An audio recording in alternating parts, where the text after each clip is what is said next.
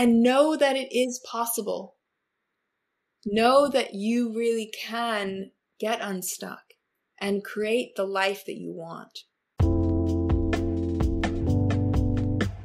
How that is really shifting my own paradigm of how I understand consciousness and creation and who we really are and how we can step into what I think, is called like manifestation, but how this new paradigm that I'm kind of seeing through is this, not so much the law of attraction, but the law of reception. And it's all about receiving, and stepping into the frequency or working with those parts to align with our inherent frequency, which is of self, of heart, which is the greatest frequency that we have. And how can we kind of work with that? So I think there's almost been a recalibration of the way that I even conceive of transformation. And that coupled with whatever is happening spiritually or collectively, this shifting time is kind of coming together in a really nice way. And I think that is being mirrored with, my clients, and also just, collectively, I'm seeing this energy. Yeah. So how do you? Well, I'm really interested in the receiving part and the like letting go, but it's not like, oh, I'll just like do nothing and let like shit happen to me or something. It's like you are directing yourself in a certain direction. Yeah. But you're allowing things to happen and you're at peace with that. Like you can't control all the outcomes. You don't know what's going to happen. Like I feel like that is like a lot of fear about like, okay, but how are you going to do this? And like, what happens if it goes wrong? And like, what happens if this happens? But it's like, well, it's fine. Like it will be fine. Mm-hmm. So it's more, it's like allowing.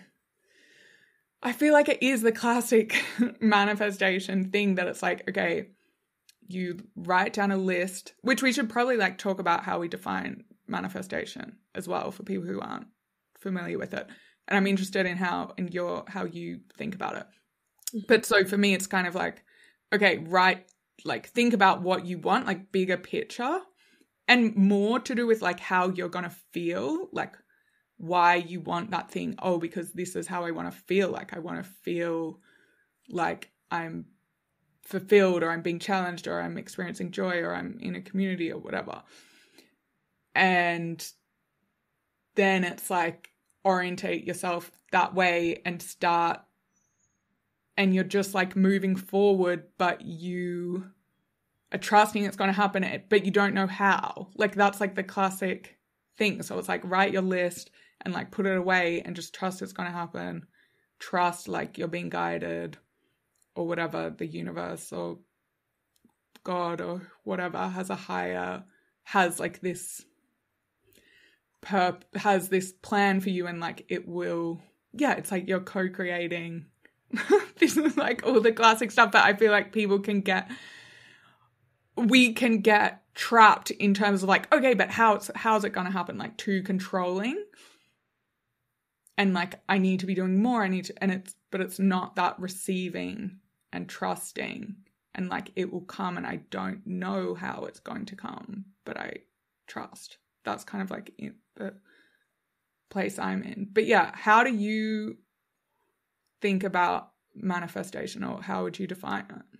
Yeah. Everything that you're saying just so resonates with me and my journey, and why I've spent so long studying and why I'm always and continuing to study and explore, is because I have a mind and a being that really wants to understand, not just at the kind of spiritual level, but at the intellectual level, at the neuroscience level, at the quantum physics level. Like I really need to kind of understand something in order to make a step forward. And I think that that's part of my purpose, is to really understand something in order to explain it to people that are just as critical and kind of looking for answers in a similar way as I am. And so a few things have really shifted what I think of as manifestation. And what I see as what I think manifestation is really, I see it from multiple different angles. It's really just what is created, what we are seeing. So everything that we experience, so there is a multitude of frequencies of experiences that we can have at any one time. But depending on what we see is what we manifest. Seeing is manifesting. So we can see that from the neuroscience perspective, from the reticular activating system, which is what we see. And so this is really what manifestation is. So when you say, okay, I want to manifest a beeswax candle, this literally happened yesterday. I was like, I want a beeswax candle, but I don't want to buy it. I want to go to a charity shop because I really like that kind of thing. I went in, I found 3 beeswax candles. Okay. Because I was looking for it. And I was like, I could buy it, whatever. I was just having fun with it. I was playing with it. And that was creating a certain radio frequency that is this other illumination that I want to talk about. This kind of radio analogy that has really broken my own paradigm of everything. And I think it's a really easy way to understand quantum physics and kind of how do we work with this unified field. And so I found it, and it was an immediate, I had the thought, found it.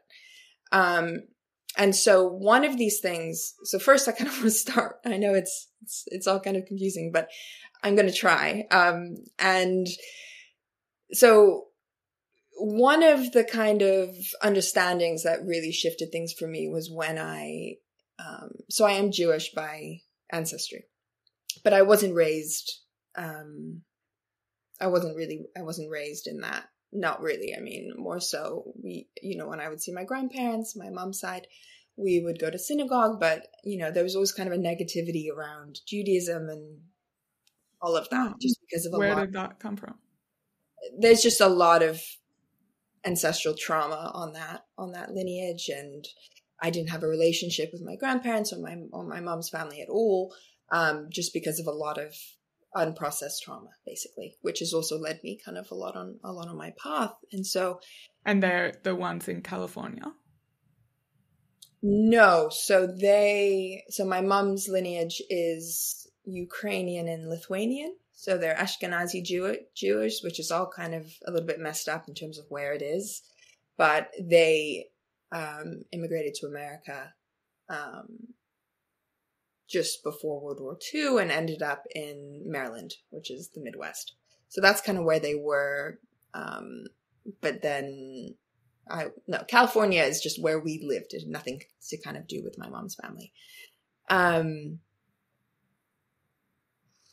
But then I kind of found that recently, or in the last few years, my own inner healing journey has really led me to, okay, where's the doorway that I haven't really walked through, which is kind of this ancestral line. And I was getting these images and messages that, this is really where I need to go. A lot of my stuck patterns.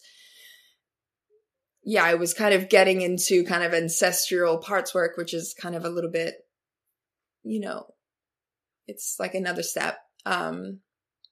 Or it's another avenue of kind of working with the ancestral lineage through the shamanic practice of that kind of transpersonal consciousness. Oh my God, sorry, I just can say I know what you're talking about because some of my ancestral stuff has come up through parts work, which has been crazy. So it's like we're working on the part, and also for context for anyone listening, we've done another episode where we're explaining more about IFS that will give more context, but it's basically so working with the parts. It's like a system to understand ourselves, and I do mine with hypnosis, which is the same way you do it, right? Or it's more just relaxing to be able to access. I mean, it is hypnosis, but I don't call it It's just entering the same space. It's entering a transpersonal space. So yeah. I'm sure I and your practitioner do it the same, similar way. Yeah, because I've done it with you before. So so it was literally doing it like that, and to access something that was going on that's like, where is this coming from? And then it was insane. Like, it's happened a few times, but getting these messages from, and so mine's to do with, so it was actually to do with money and like scarcity and fear around that. And then it was because my family came to Australia, like from various parts, but including like the potato famine in Ireland. Okay. And someone came as a convict, like on the first fleet. So it was these messages that's to do with like, no, you can't, if you don't have a way to support yourself, like it is like they were telling me like this stuff that they've witnessed, and like this can happen, and you can literally be on the street and not have any food to eat. And it was like, it was crazy, because it's like my mind is giving, whether this is real or not, it's like my mind, I didn't come up with that. Or like I didn't go into the session being like, I'm going to tell some story. It was like, where is this coming from? And my therapist as well has got interested in, she's Brazilian, and like looking at her, where all the family came from, and like different things coming up, and understanding how you actually work with those parts. But anyway, so I'm super interested in what you're about to tell me. I just kind of want to say this one thing about that is, we even know epigenetically, trauma is passed down. Epigenetic trauma, so trauma that we experience over our lifetime, is passed down into the genes, into the body. And so it's encapsulated memory, just in the same way. It's held in our collective unconscious, as well as our collective unconscious, our unconscious as well. This memory, these threads, these stories that inform our belief system, which then creates our life, is genetically known. So we know that. As well as, I think on my case, and it's so interesting, like you're saying, we're not creating it. When you're in that transpersonal space, it's not like you're wondering, oh, did I just make this up? It's this deep embodied knowing of like, oh yeah, that happened. And on with me specifically, because of the fragmentation of my family, I knew nothing about my ancestral lineage, like actually nothing. And it was only until when I started getting these messages that I looked, I actually asked my sister, and we did like a ancestry.com or whatever, and they found some records that we were in, one of my great grandfather actually died in Auschwitz, and I had no idea.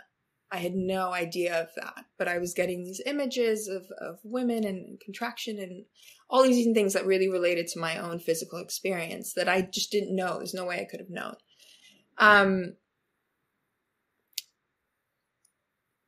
So I'm trying to think and one of the studies, for people who want to look this up, one of the studies I think was done post the Holocaust, and then there was another one I think on the Dutch famine. And it's looking at how like massive events then impact generations after. And I think there's one point when it's like, it can be, often you think about it as like a very negative thing, but there were some traits that were positive as well. Actually, I think Tara talks about this, explaining how it's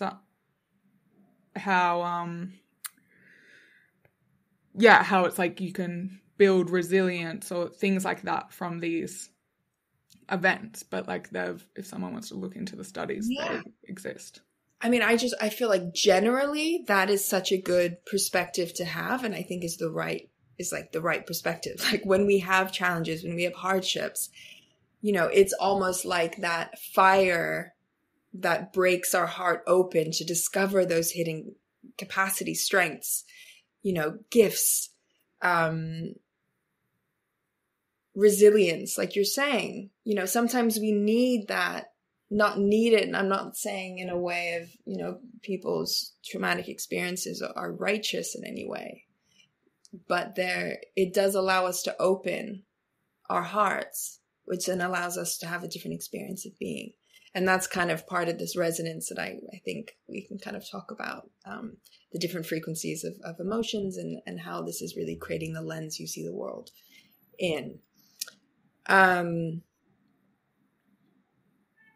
So, yeah, okay. So I guess, right. So where I was going with that. So I was kind of diving into not just my Jewish lineage, but also Kabbalah.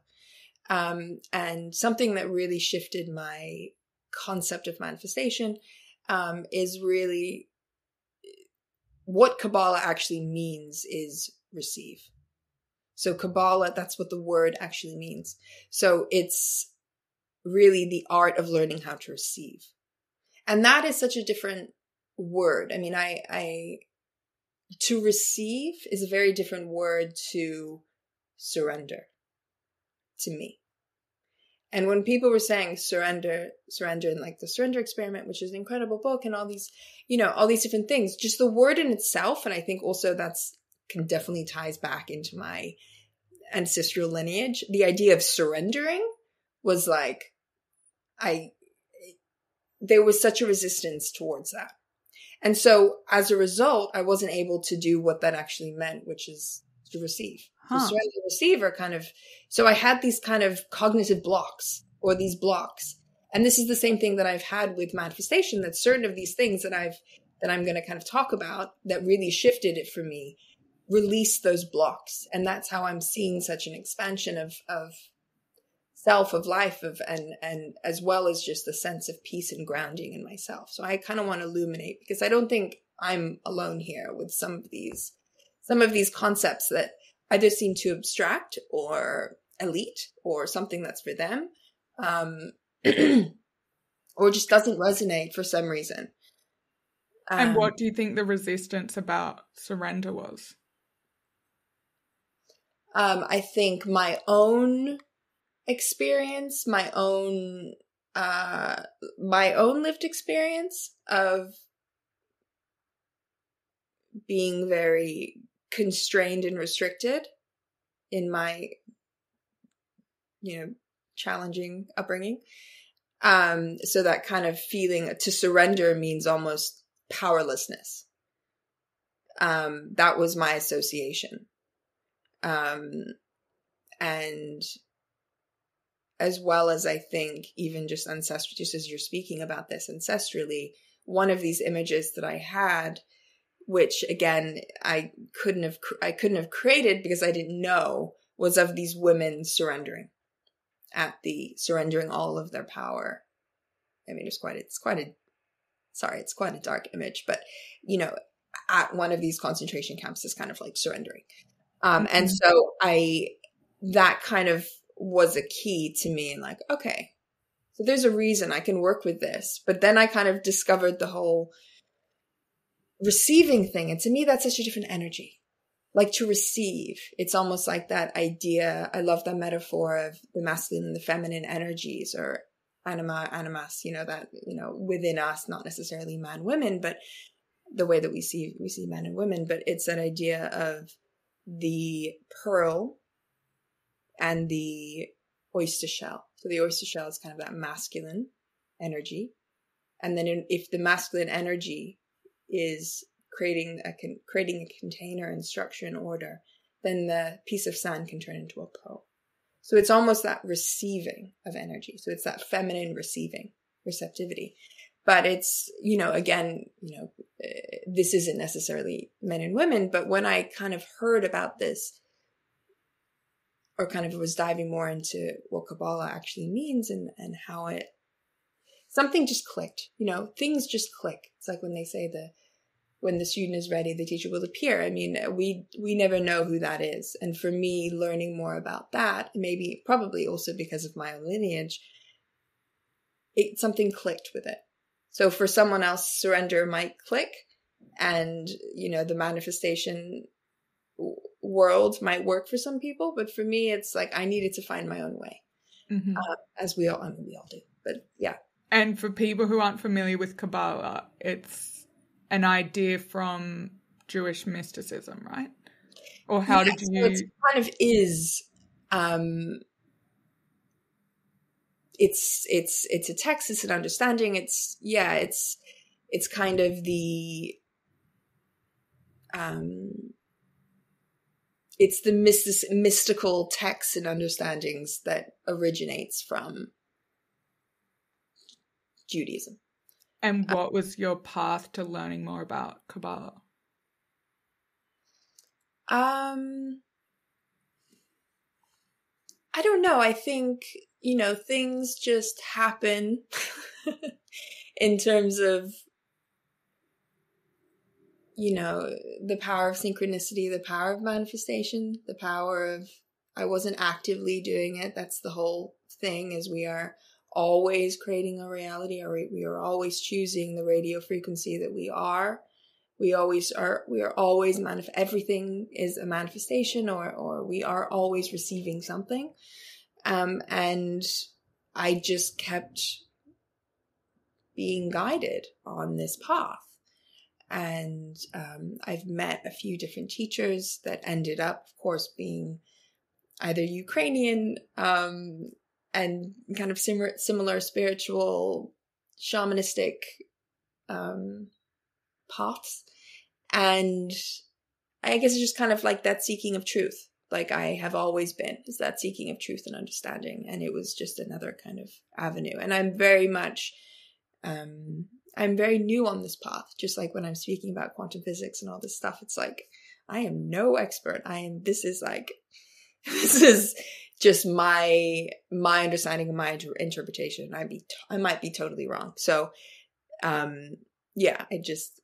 it's just kind of my way of understanding these concepts and taking what it is that kind of resonates and leaving the rest, like everything. So kind of along with that, receiving, another thing that kind of came was this concept of a receiver. So to receive, we have to be a receiver. So what is a receiver? And then I was thinking about a radio. And so radio, if we have a radio next to us, and this was such a mind-blowing thing. I hope that I expressed this well enough that I understood it. So if we have a radio next to us, whatever station we tune to, we pick up a different radio. We pick up a different song or whatever. We might listen to classical, or we might, and depending on where we put the radio in our room, or sometimes when we're in, north of Scotland, we can't pick up any signal, or we pick up some obscure thing from France. Like I used to live during undergrad, I was in Brighton, and we used to pick up across the water. We used to pick up French radio, because that's what we were tuning into. So that's the frequency. That's how frequency creates form. And that's what manifestation is. So we think in our Newtonian kind of concept of reality, we think of, apple, fall, tree, ground. But really in this quantum universe, which is more of what we're now understanding in quantum physics and as well as metaphysics, is this understanding that there is something else that's happening here. And this, Einstein, Tesla, they're all kind of referencing frequency. But I was like, it was too scientific for me to really understand. But when I thought of the metaphor, or I heard the metaphor, I don't know where it came from, but of the radio, I was like, that makes sense. So we are the radio. So whatever frequency we are emitting, and this is how and I'm going to connect it to Part's work. Whatever frequency we are emitting, that is what we see or manifest. And so the thing about the quantum unified fields is it's this like invisible field of energy. It's kind of like, it doesn't operate in the same way that I'm saying apple, fall, tree. It doesn't work like that. There is no space-time. It exists beyond that. And it's kind of into this field of energy where kind of nothing is physical or material. So it means that, this concept of quantum leaping is possible in this other consciousness. But the thing is we aren't aware, because we exist in a consciousness where our five senses is what we determine as reality. Then that's why we think form is created from, but it's actually the opposite. We're just not aware of the other consciousness, of the wider consciousness. And so it's about kind of aligning with the frequency that it is that you want to connect with. And you have to do that through deep work. And this is how the parts work kind of comes into it. Because we are unconsciously creating our reality based on whatever frequency we are emitting. And that frequency is informed by the unconscious narratives, not the things that we think, but the beliefs, the unconscious beliefs. And that creates the internal chemistry. That is the frequency. That's the radio that we're tuning to.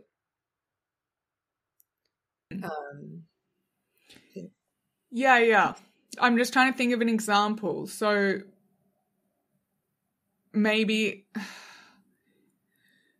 an example I can use from myself would be like, I have this belonging wound that's like, I don't belong in my family or whatever.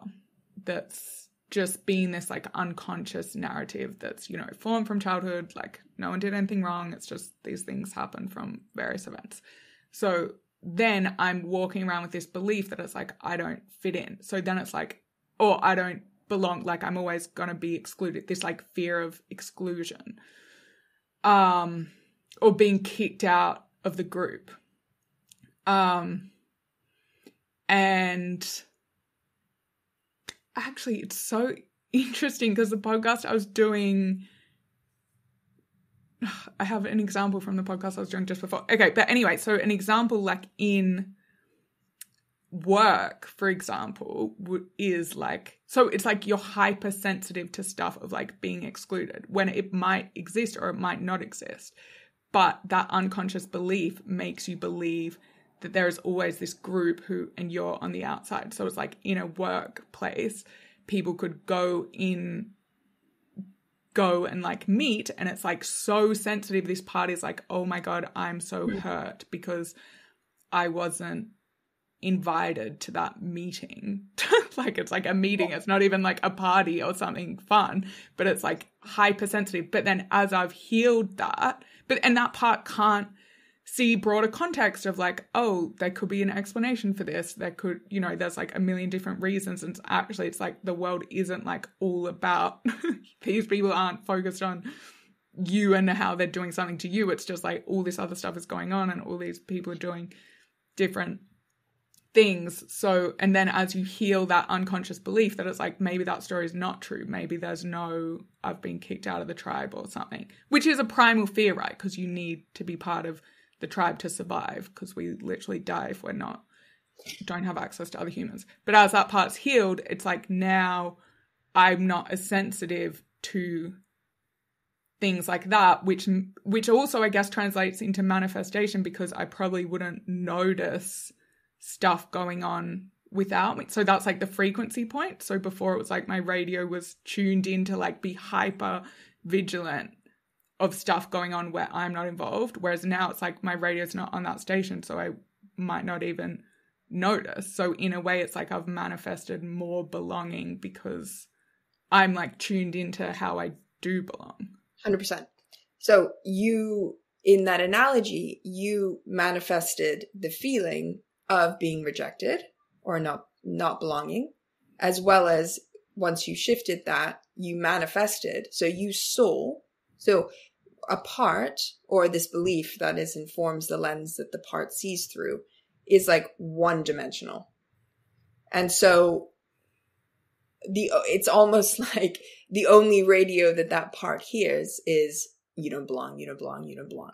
And that's working on two levels. That's working on our chemistry, our internal chemistry of the frequency that is our body. And we know that, you know, certain emotions, shame carries like a 20 frequency. You know, love is like 500. Joy is or peace is 600. You know, there's certain frequencies that this is. So at a chemistry level, that's emitting a field. And so that's also how people are responding to us. But so there's that one part. So there might be a truth to you perceiving that you don't belong based on the frequency that you're emitting. People are like, I don't want her. I don't want her to come to our party because she has a really low frequency. I mean, but so there might be some truth to what that part is seeing. But the other side is, because that part, once it's triggered unconsciously by some comment that wasn't even about you, but as soon as that part was triggered, it just goes into narrow vision. All it can see is, I don't belong. That's all that part sees. And so that's how it manifests. So it manifests through the entire conversation or your interaction with your workmates. All you're hearing is like, oh, that was about me. That was about me. That was about me. So you manifested all those things. But if you were in a different frequency, or you had a different belief system, which is I do belong, then you would probably, maybe while he's speaking to you, or, you know, whatever, you'd be like, okay, he probably doesn't think I don't belong. He probably likes me. He just can only have 5 people at his party, you know, or like, it has absolutely nothing to do with me. It's just, so that's how your reality is created. So that's how this it's a complete shift of perspective.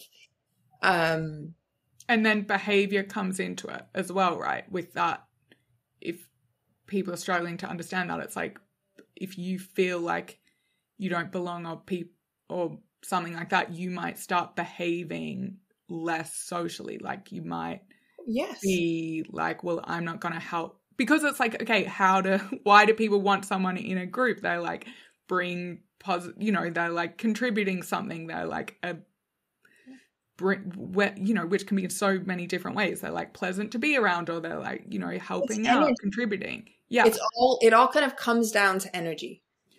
Like, what is the thing that we feel when we want to hang out? Why do we want to hang out with someone? Is it because they're like, you know, when someone walks into the room, it's the energy that you feel. It's, I want to be around them because they have good energy. And start kind of thinking about it. Start testing this hypothesis, because there's a few reasons why I think this is true. One of them is around the energy, the frequency of the heart, and how the frequency of the heart actually knows 20 seconds. This was a heart math study. The heart actually knows 20 seconds before something happens. So there's an intuitive, there's a heart intuition that tunes into the energetic frequency field before something happens. So we're picking up that signal. And whether or not the heart is saying yes, it's like, okay, yeah, I want to hang out with that person. Or if it's saying no, then it's closing off. And so this is how, why do you want to, like everything that you're saying, you want to be around someone that's pleasant and enjoyable and happy and grounded and like able to be self-reliant. These are all, I mean, I would put that under the categories of energy.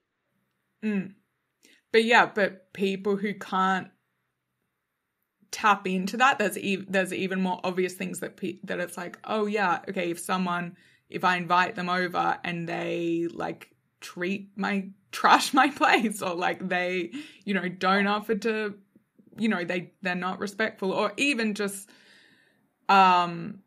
complaining, or, you know, it's like, oh, this yeah, like they're going to be sitting in the corner like being a buzzkill. Like, you know, you don't want that at a party. You want someone that's like joyful, or, you know. And the thing is this isn't to say, this makes it sound like, oh fuck, okay, I'm not that person. But this is the power of doing something like this incredibly transformative model of parts work, or getting to know yourself, your true essence, through meditation or mindfulness, connecting with your true frequency. Because it can all change. Because in the same way that a part only sees through that lens, they also only see that frequency. They only allow you to emit when you are blended with a part of yourself. When you're blended with that shame part, that sad part, your whole chemistry of your body, all your emotions, your hormones, I mean, everything, as well as what you're emitting into the field, is all that part.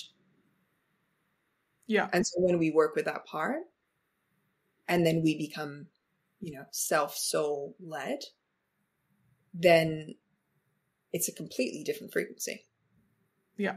And then your whole reality changes. And so, yeah. Because it's not to say like, oh, it's so simple, like just stop complaining. It's to say like, obviously, if you have a part that feels like it's a victim or like everything, their life is terrible and everything bad is happening to them because of stuff from the outside. And it is so deeply unconscious in how you're wired. You can't just switch that off. Same with being depressed. Like, because it's like I was depressed. I was so sad all the time. Like, that wasn't a choice. You can't tell someone who's has this view that they are worthless and they have nothing to add to the world and the world's better off without them.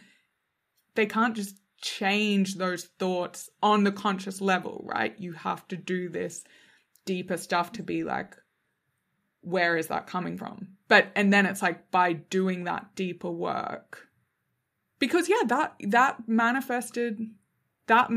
Like if you feel like you are worthless and you have nothing to add, I mean, for me at least, it's like then you're not adding anything because you're trapped. Like you can't get out of bed. You actually can't give anything.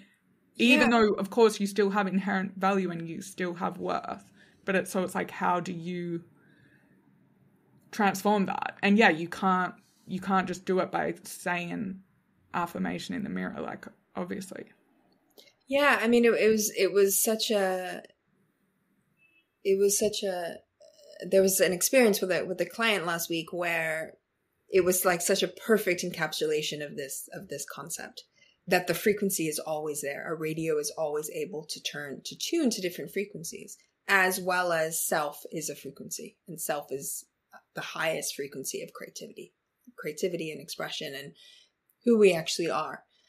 Because she was saying that she was going on a holiday, and she's like, every time I go on holiday, I feel so good. I meet all these people, and I always find someone that I want to date on holiday. I feel so good.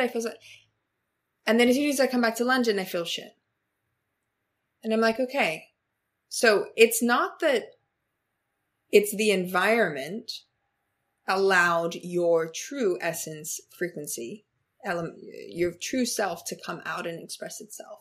So it was always there. It's not that it's actually gone anywhere. It's just hidden.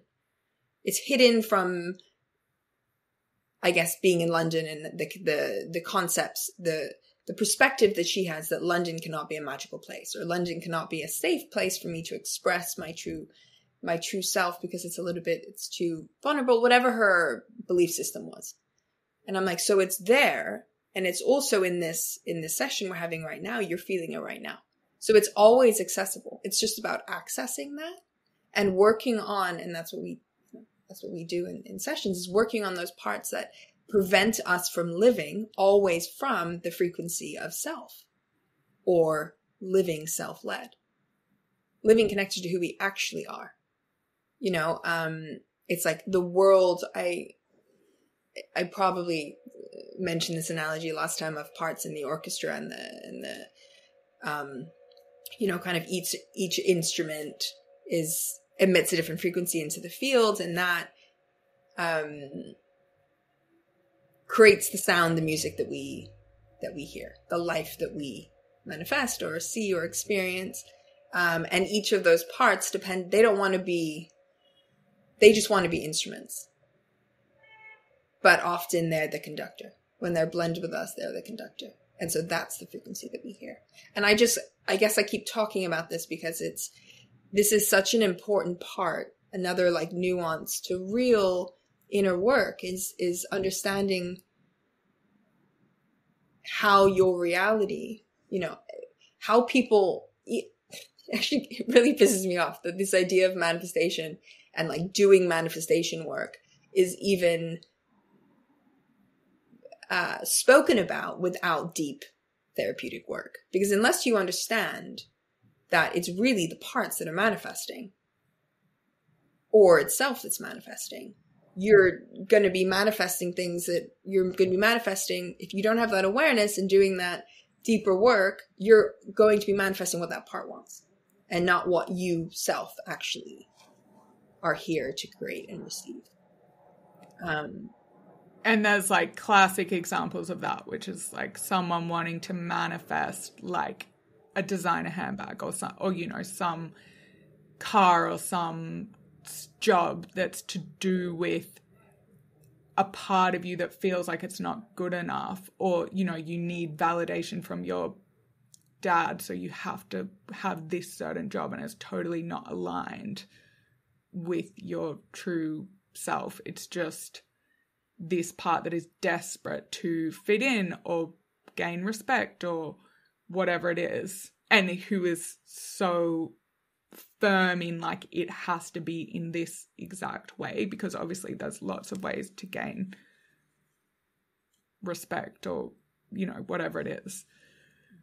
And then you can manifest those things, but you might realize it's not when you weren't doing it for the right reasons. Like, you probably won't end up very happy or fulfilled, or you'll still, because that thing will still be missing, because you can never, it's almost like you're seeking something from the past. It's like, I want the 4-year-old version of me to feel like it's unconditionally loved. And you, by trying to like still get that from your parents or whoever it is, you know, in the future, or from a partner, to be like, I need my partner to fill that hole that I feel like is there. Yeah, that's a classic thing, like trying to get a relationship to like fill this feeling that something's missing. It just like, yeah, sure, you can do it, you can manifest it and get that thing, but then that's why manifesting from feelings is so much better. It's like, well, wouldn't I rather just feel like I am loved and worthy and have value and I am respected? And obviously it's deeply painful, and that's like grieving to do if you know, suffered abuse or neglect, or even more minor things where just like you felt there wasn't enough attention for you or whatever it was growing up. It's like you have to grieve that, but then realize you can give that to yourself and you don't need to chase external things to try and get it. Well, it just doesn't work the other way. Right. And that's what deeper connection to self through meditation. You know, I'm a big, you know, meditation has transformed my life. As well as obviously, well, it's kind of one and the same in parts work. It's kind of connecting to self, because everything is a manifestation.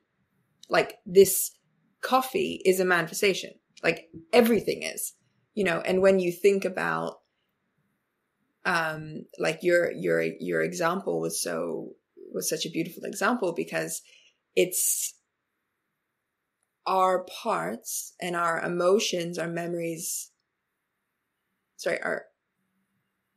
are memories of the past. They are in our conditioned past. So a part is really, or our ego, our conditioned ego. If that is what is desiring things, and that is what is holding the microphone or the lens or whatever, then that's what you're manifesting. So it might not be in alignment at all, just like what you said. And so, yeah, it's in order to create this abundance that we, not even create, to receive the abundance that we are, because we are inherently worthy. And it's not even a question. When you start doing more of this meditation work and you connect with itself, it's that, oh yeah, of course. Like, it's not even a question anymore. It's not just, and that happens. I know it sounds really hard to believe. And I also spent, you know, Took me 2 decades to even get slightly there. And then, yeah, I was creating the life around those conditioned, traumatized parts that I didn't even know. But everything that I was manifesting in relationships were that attempt to heal that burden. Because everything that we manifest is an attempt to heal that burden. Not everything, but I'm saying when you manifest a relationship, like a toxic relationship, it's that unconscious drive to recreate balance. Because that's an inherent, just like creativity, that's this desire for and this need for equilibrium is inherent to who we are. So we manifest things say for a toxic relationship, for example, we manifest that in order to heal that, repair that, and create alignment in ourselves. So that's why we manifest bad things, let's say, because it's that, can we heal that now? Can we integrate this part? Can we integrate this memory? Can we integrate this emotion of the past, this memory of the past? Which is really what informs what a part is. A part only knows the past or fears the future. It's not present. That's like the characteristic of it. That's why it has certain characteristics, fear and shame and grief. Those are all future or past. Self, qualities of self, which are compassion, curious, groundedness, that essence of love, that joy, that able to receive. Self is that which receives, is allowed to receive what it is actually in alignment. And so when we work with those parts, and I guess it really resonate, I'm so passionate about this work because I thought for so long I was totally stuck. I was so stuck, and I didn't think anything would ever change. I didn't think I would ever feel anything other than what I felt my entire experience. Because why would I? It would be insane to think that anything is going to be different if I've never experienced anything different. And that was my experience. Never experiencing anything but, I guess what we call those lower frequencies, like grief, sadness, depression, anxiety, like all of those things. I didn't know what it felt like to be at that higher frequency. And that's totally protective. All my parts were just so burdened. I couldn't see self, couldn't experience self. And so that's why I just am so passionate about this, because I feel like it's an equalizer where we all can, because it doesn't, once you understand the concept, even just conceptually, that's a depressed part. Who is that part? As soon as you turn to that depressed part, say, hey, how are you feeling? You are immediately in self. You cannot have that curiosity. That immediately shifts you into self. If you're able to come with compassion, you're in self. That in itself is transformative. And being able to do that, that's free. That takes 5 seconds. Because I just told you, that's it. Obviously there's deeper work and you can do deeper work, but we all deserve to have and live and receive the fucking stories that we actually are as a human. You hear me getting quite passionate about this. I am. Because it's not fair that this was kind of reserved, all the cars and all the whatever reserved for the elite, that I was not at all. Not that I have all those cars or anything, because I don't even want it. But, it's not fair that it was only the way that it was understood before I understood this paradigm and kind of some of these concepts that I've kind of clumsily walking through during this podcast is it feels like an equalizer. It feels like a way an understanding that allows for all of us to heal and receive what it is that we really deserve. Mm-hmm. Yeah. And that's really aligned with what our true, the self wants. And I guess for people who, I think that idea is so powerful, because you can do this on your own. It's obviously like really helpful to be able to do it with someone else, but that's terrifying for some people and like not affordable for others and whatever. So, but to do it on your own, to talk to that part I think what people will find is often another part will come up, right? So if you want to access, it's like, okay, there's a part of me that's feeling like deep shame, and you're like, okay, can I get curious and try and be compassionate? Another part might come up that's like, no, we can't go there, because that part's then trying to control. It might be an anxious part, or a part that's like super aware of society. It's like, okay, no, but society thinks this is wrong, or like my family, or we can't be seen to, or even like writing this down is crazy, like what am I doing? But that's all part of it, like untangling all these. And so that's why it's like a slow process, like getting to know these parts and helping them know they're safe. But it's the writing that's so powerful. Like if you can't go and speak to someone and speak from the parts, it's very difficult to do it in your own head, right? It's like, but when it's on paper, it's such a radical shift. It's just like, it's so simple that I feel like so many people don't do it, because it's like, oh yeah, write it down, sure. But it's like, no, but actually do it and like witness. Yeah, because that part is then witnessed when it gets to write something on paper. Like when the anxious part of you, when you get to say the anxious part, why are you anxious?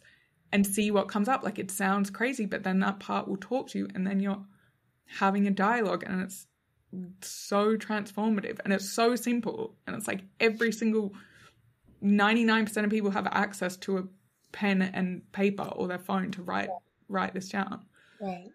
But also having that compassion for what is coming up for you when you're trying to sit down. That's the breakthrough in itself.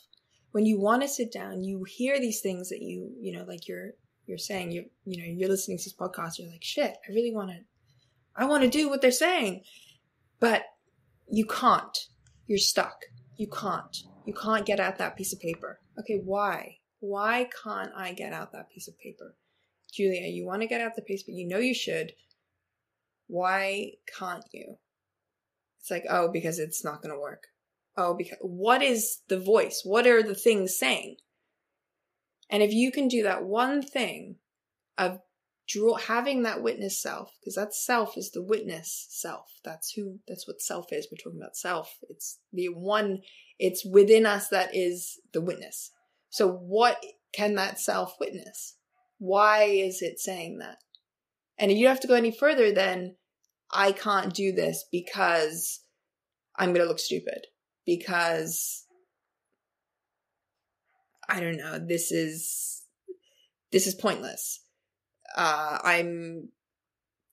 handwriting looks bad. I'm lazy. I'm hungry. I'm distracted. all of these million things. These are all parts. And just that awareness of, there's a reason why. And there's a protective, beautiful reason why you are not able to sit down.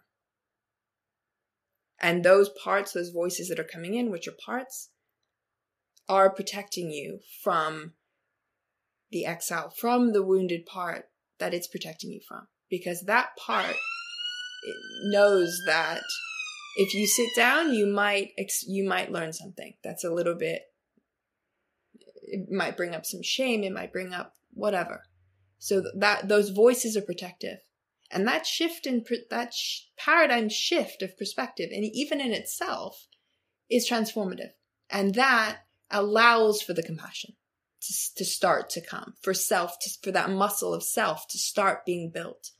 Because that's really, having that compassion is also anything that kind of allows self, the flame of self that we have, that's indestructible, completely unique, like our fingerprints. There's no two fingerprints, even identical twins have different fingerprints, or this unique essence of who we are. There's certain qualities of it, and there's certain ways to trigger it. And one is compassion, curiosity, creativity. That's why creative practices are really helpful as well. But I know I'm going in a tangent in a way, but it's when you have that compassion, okay, there is a reason why this part is protecting me from doing this work. That in itself is like, that's already building that muscle of self. I hope, hope that makes sense? Yeah. Yeah. And I'm just thinking it's probably because a lot of people can probably go their whole life by using other things to soothe, whether it be food, which is the big one for me. Like if you're feeling an emotion, it's like just get your favorite food to like distract, or, you know, shopping for people, or alcohol or drugs or sex or whatever it is. But I guess if it's not, you can kind of live your whole life and have like a good life and just use some coping mechanisms, like whatever, a glass of wine every night because you just need to like push those feelings down, but it's not really affecting you. It's kind of stable, right? But so I feel like people, as in it can be, you know, if it's not at a level where it's like causing you to not be able to function or to like cause destruction in your life, or like there's job loss or relationship loss or something. Right. But it depends what kind of life and experience you want. You know, you can have a magical experience of life. You can have a, you know, ecstatic experience of life. You can also not. And there's nothing wrong with that. There's nothing wrong with, like you're saying, you know, living in the conditioned past, which is what parts are. You know, they're living in the past and continuing that pattern. That's what, you know, there's nothing wrong with that. I'm not saying there's anything wrong with that, but there is an option to have something that's extraordinary, something that you can't imagine. And probably if you're listening to this, or you're even interested in manifestation, you probably want a magical experience of life, like an orgasmic experience of life. Like that is possible.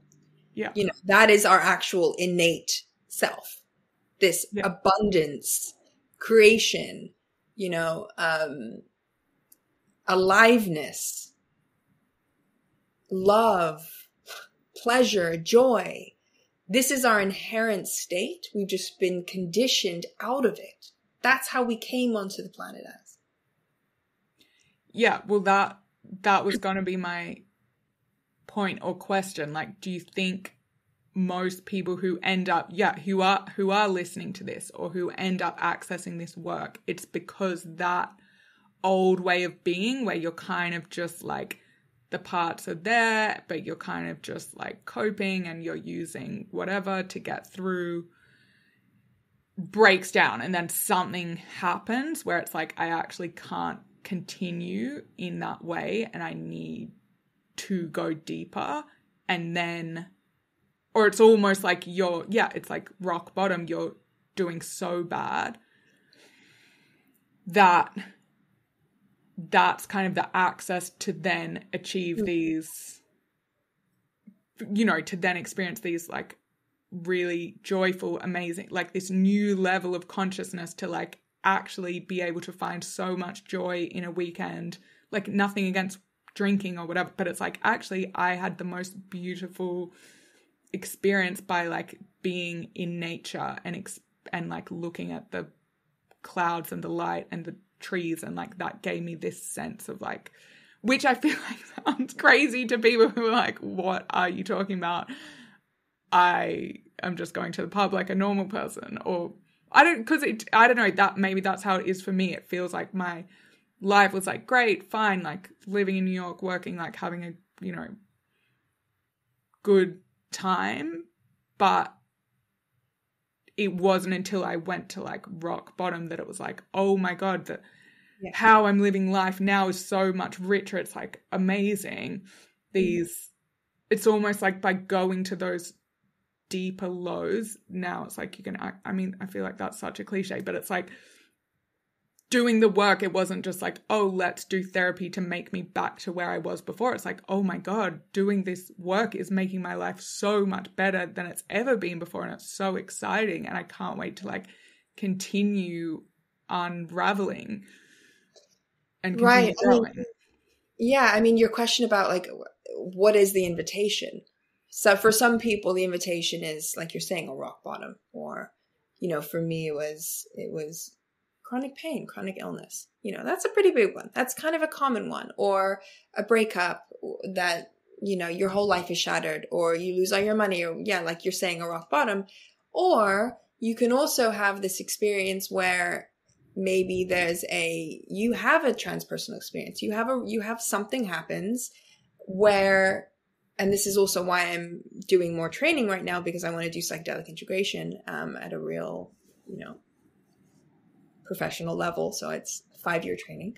But yeah, so it's, you can have a snapshot of something else, or maybe even you're in nature and you have that experience of like, whoa, or you do something and you have a meditation, you have a breathwork session, you have something, there's some kind of invitation or of that reminder of, oh, that's possible. Oh, or like, I don't know, you have some experience. So there's always some kind of invitation. But yeah, for a lot of people, it's that rock bottom. Or it's just that shake up that we need. We all need that kind of shake up to remind us who we actually are, because we forget, what you so beautifully said, what you said about this, like you're expanding your capacity for frequency or emotions. You feel the lows, but you're also feeling the highs to such a degree, and that will balance out because the experience of life just grows. There is no end point. So this might even be where we ended our first talk, was around this paradigm shift of how we need to understand, I can't remember, but how we need to understand therapy, rebrand this work. It's not about diving into the deeps just for the hell of it, rehashing the past. That's really not what it's about. It's about spiritual renewal. It's about rediscovering, re-remembering who we actually are, to experience the ecstaticness, the abundance that's on the other side of this connection. Being able to receive all that we want, more than we want.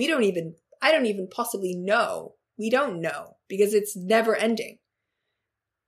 What is going to come, but it's doing the inner work allows us to get in connection with who we actually are, and then stay in that frequency, that heart frequency, and that then manifests what it actually is that you truly want, rather than what your parts want. There was a few years there where I was a private chef. I was a very high successful private chef with all the fancy everything. I didn't want it though. Like, it was totally ego driven. Yeah, I was really good at it, and like I made a lot of money and my family were happy. Finally, Julia, this little spiritual weirdo, is like finally making money and like actually living in a house and not living in a car, and the kind of weird shit that I've done in my 20s, and I got this super fancy job and celebrity, whatever, all this stuff. But it was not what I wanted. And it took me having that experience, that and multiple other experiences, but the actual depth of the feeling of sadness and depression that I felt during that time, and anxiety, like when I think back, it breaks my heart to think of her, and it's the experience of life that I'm having, which is kind of coming back to the beginning where it's saying is I can't really believe it. And it's not because my external reality is necessarily changing, though it is changing. But that's not why. It's because my inner landscape, my inner world is changing. And so I'm walking in the heath and I'm like, God damn, it's pissing it down. This is so beautiful. Like, I'm not gaslighting myself. I'm like actually seeing the beauty of the cleanse of the, I'm seeing it. So I'm manifesting that experience.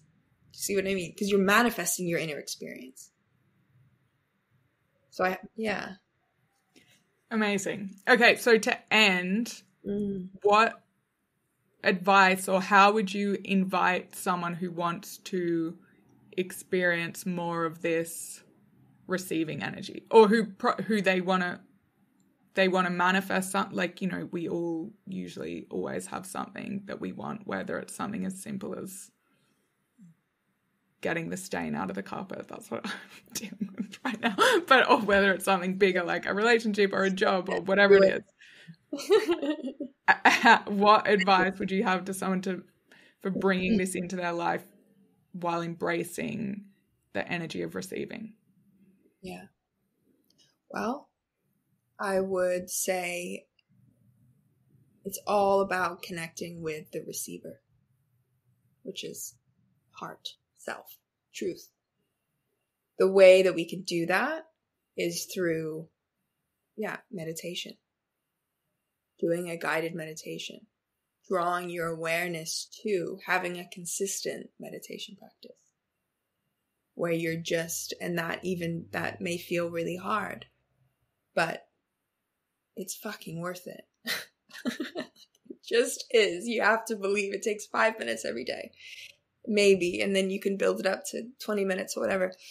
Or also what I like to say is finding those things, not even finding them, but drawing your awareness to them. What makes you feel calm, grounded, creative, curious, compassionate? What glimmers trigger that feeling, activate that feeling? Make a list on your phone. When I after I finish meditation, after I go to yoga, I feel great. After I see this friend, I feel great. I feel energized. I feel joyful. I feel happy. I feel, creative. Really, it's like I'm so into creativity for multiple reasons. But when you're feeling that energy, because abundance is on the other side of creativity. So the more that we can connect to that creativity. So does being actually creative, like doing some creative practice, or when you are creative, does that help you? I mean, so finding those things that activate those feelings that I'm describing, those qualities of self, drawing your awareness to them. That's free. But it takes work. It takes commitment. And that in itself takes working on those parts. Why can I not give myself 10 minutes a day? And expect discomfort, expect resistance. Thinking it's going to be easy when all those parts are, I'm 33, so 30 years of saying no, and trying to exert my power, saying no. So no wonder I was so stuck for so long, because it was like that part was protecting me. For 30 years. I mean, think about how thick that rope is that neural pathway to go towards no is really strong. So expect it's going to be hard and try and find the deeper meaning of amid the discomfort. So even though this is really hard, I'm going to do it anyway. It was one of the most life-changing concepts. I can do it anyway. I can do hard things. It's hard, but I can do hard things. I've done it before. I can do it. I'm worth it. Let's just give it a go. This might not even work. Trying to suspend that disbelief, like, this stupid girl Julia said for me to meditate for 10 minutes or to write my thoughts out. I'm going to prove to her. I love this. I always tell my clients this in the beginning. Prove to me it doesn't work by doing it. Some of us work like that. I kind of work like that. So that whatever gets you there, if it's accountability, friends, that's why I created the Story Work Challenge, because it was like accountability, building that with other people, because again, that's the resonance that we create collectively. Encouragement, it's building that frequency, building that ritual. And all those things are free. I mean, I would say 99% of all of my inner work has been alone, and it's been free. It's been podcasts, and it's been doing it, and it's been experimenting, and it's been walking. I mean, the amount of hours I've had of actual therapy is like minuscule to what all the work that I've done outside of that's free. But it takes pulling out that courageousness of self to do it anyway. Because courage is also self. And reach out to people that, reach out to me and say, hey, I can't pay anything. What should I do? I mean, the challenge is free. Do that. It's 30 days. It's pretty fun. You did it. Yeah. People liked it. you know, I have my funny way of thinking and talking, and, you know, and know that it is possible. Know that you really can get unstuck and create the life that you want. Create the life that's better that you want. That hope is worth more than, I mean, if I didn't have hope, god damn. You know, we all have that, and it's possible. And that's what I would say, knowing that it's possible. Amazing. I think this is a clear invitation to me to get back into my meditation practice. Yeah. Which, again, is about the receiving and, you know, it's like, oh, it feels too passive. Like, I want to do something more, like, action-oriented. But it's like, that's the space. And there's no excuse, you know, it's like you start with 2 minutes a day. Like, there's no way you don't have 2 minutes to even, like, put a timer on and just breathe for 2 minutes. Like, that's as simple as it can be. Yeah. And it changes your life. My dad, he's like 75. He just started meditating. He started using, and his whole life has changed. He's understanding things about, I can't even believe. You know, he uses this Sam Harris app. Waking up. And because I heard it, I do a different type of meditation, but I heard it and I'm like, I think you'll like this. It's like structured. You listen to it. It's, you know, and his whole experience of life has changed. He's been doing it for like a month. It's madness. I mean, it's truth. It's what happens. Like, it is possible. And that's really what I want to end with, is just, it is possible. And the reason I especially know that is I know the depth that I have personally been through and how I felt and how I feel now. And I still can't believe it. So, yeah. Amazing. Okay. So last thing, where can people find you? Or how do you recommend people access your work? Yeah. You can find me. I have an Instagram. I have a website. I have an email. My Instagram is juliascott.storywork. So storywork is the methodology that I created. It's, and then my website is juliascott.com. And then my website's very old, and I'm currently trying to manifest someone to help me. So if anyone wants to help me make it better, I can be your therapist for free. There you go. There we go.